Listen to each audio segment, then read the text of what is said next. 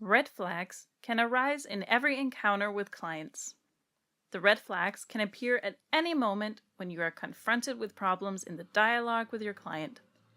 It may also be statements that call attention to something that will appear at a later stage, which may stop the process. Some choose not to react or acknowledge red flags when they appear out of fear of what will come. Red flags should not be considered catastrophic if you react. It will develop into a catastrophe if you remain passive. You may spend a great deal of time and energy before you realize that the process is dysfunctional and there may not be a reason for red flags.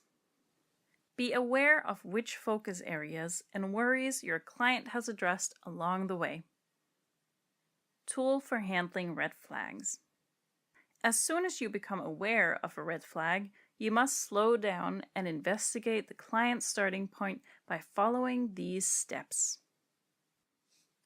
Stop the conversation with a statement that describes the feeling you have, the feeling of something that does not add up.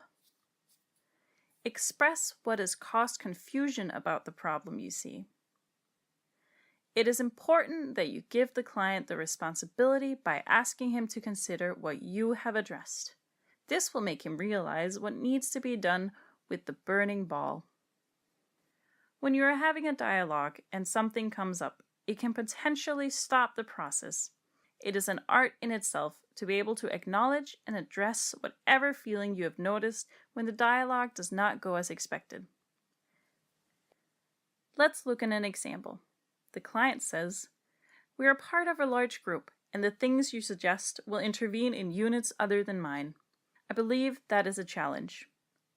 This is a red flag, and by using the 3 steps, you answer the question by saying, "I share your concern. I do not think we can solve the challenges you have described without involving other units. Either you must accept that the solution will not be as thorough as you have expected, or we should expand our project and include the other units.